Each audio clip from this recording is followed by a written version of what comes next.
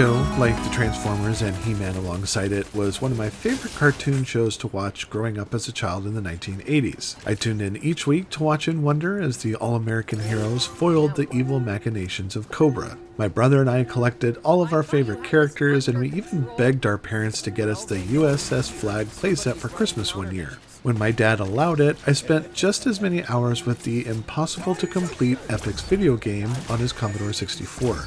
When the Transformers started getting their own video games, courtesy of Atari, High Moon Studios, and Platinum Games, I held out some low-level hope that G.I. Joe would get something similar. The release of G.I. Joe Operation Blackout had me excited at first because it was the first modern game based on the property that wasn't connected to the live-action films of the mid-2000s. Seeing the old-school, cel-shaded renditions of Duke, Flint, my crush Lady J, my second crush Baroness, and my third crush Scarlet, and non-crush Storm Shadow gave me hope that finally, after all this time, G.I. Joe was getting the Transformers Devastation treatment. Those hopes were swiftly crushed as I endured a middling, half-baked video game that actively made a case against itself. Look, I understand that G.I. Joe is not high art.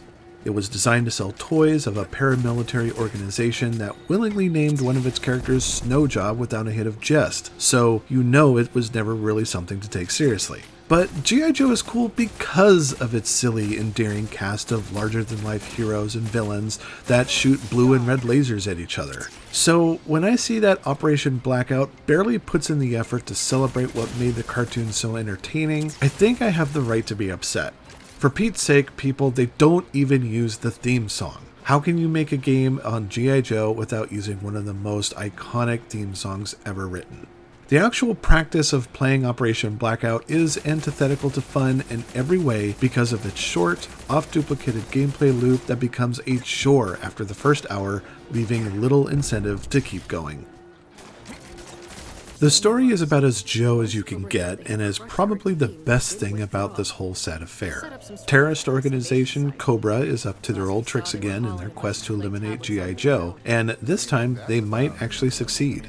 After Cobra Commander's brazen attack on the supercarrier USS Flag leaves the Joes either incapacitated or missing in action, Cobra unleashes a planet-wide blackout weapon that renders their enemies defenseless against their march towards world domination.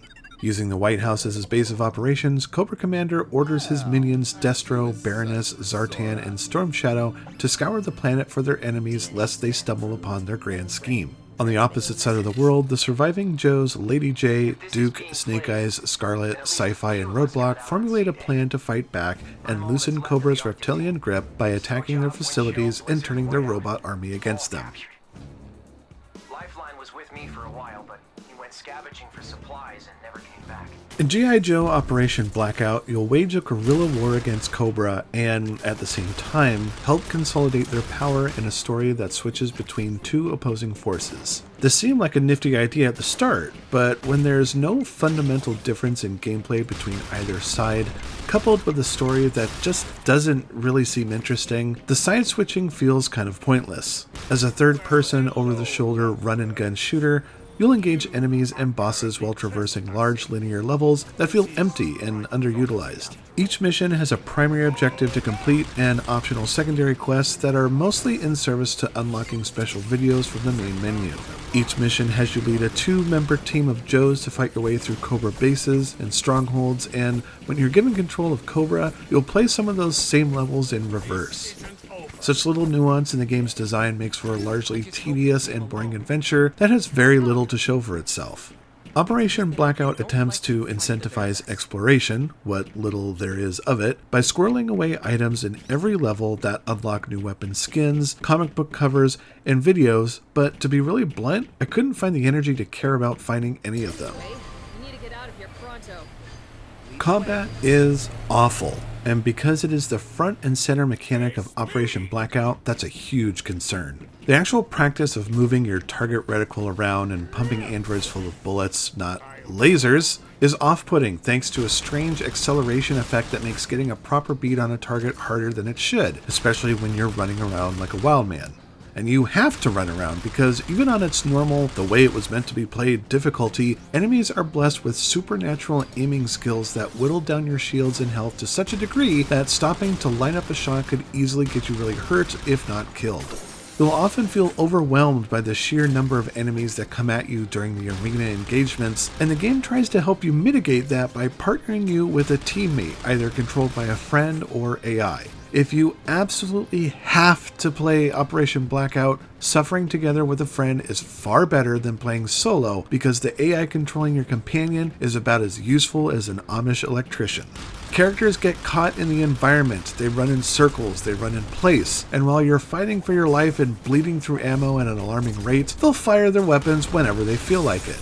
I once got through an encounter where, I kid you not, my AI companion never fired a shot. In a fight against Cobra Commander, the AI controlling him decided that the best thing for the supreme leader of Cobra to do was run the entire perimeter of the room.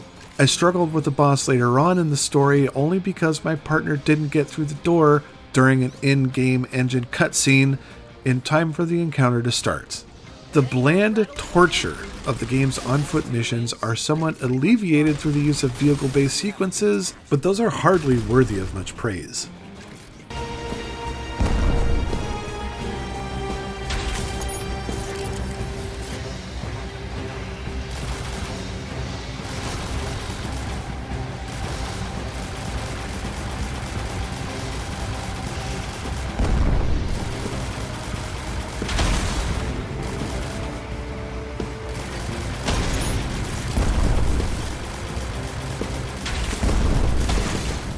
Operation Blackout's faults come from an overall lack of creativity. Everything feels carbon copied, no matter which side you're on.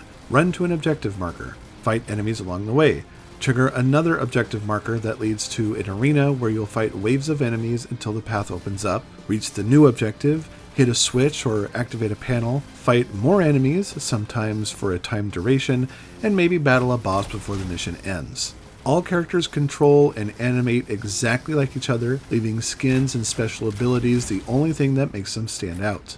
The absolute novelty of G.I. Joe is that everyone brings something to the table. You'd never know that in a game where everyone fires the same guns and has the same melee animations. Some of the special abilities the characters bring to the fight end up feeling pointless against an enemy that is smart enough to stay away from those that create an area of effect. The game isn't all that pretty to look at, and some of the character models are just plain ugly. There's a cel-shaded look to the character models that look fine in some, but I'm personally offended with just how bad Lady J appears. She deserves so much more than what she got. The audio mixing is all over the place with regular footfalls coming in quiet, but when you walk across metal surfaces, the effect is rather loud. I also really hated the sound effect used to indicate whenever your shield has been depleted, as it gives off a whiny, high-pitched klaxon sound that was really uncomfortable to my ears. The characters are voiced by a small group of voice actors, many of which are pulling double and sometimes triple duty. It's a shame that Game Mill Entertainment couldn't secure some of the surviving men and women who voiced some of the characters in the old cartoon show. Not that it would have helped to make the game any better. In a PlayStation blog post to promote the game, Iguana B declares G.I. Joe Operation Blackout to be a game for fans by fans. Speaking as a fan, that feels like an empty statement. I mean, I'm pleased that the characters are closer in appearance to the original cartoon despite the more contemporary high-tech setting, but the rest of the game just looks like a bland, generic, gun-centric action game. I really do hate being so overly negative about games, but the fact of the matter is, this is a one-trick pony that can't do its single trick effectively. The visuals are unimpressive, and combat is boring, tedious, and really doesn't make much sense from a narrative perspective. I mean, if the Joes are perfectly capable of turning the androids against Cobra whenever you're playing as the bad guys, why don't they just do that on a global scale and end this nonsense? At the end of the day, G.I. Joe Operation Blackout is hurt by a campaign that is neither fun nor a fitting tribute to the classic pop culture license. There's multiplayer, local only, but I strongly doubt people are going to stick around to try it out. What it all comes down to in the end is that $40 is far greater price to ask for this limping tribute to G.I. Joe. Locked and loaded. Dark Station gives G.I. Joe Operation Blackout 2 stars.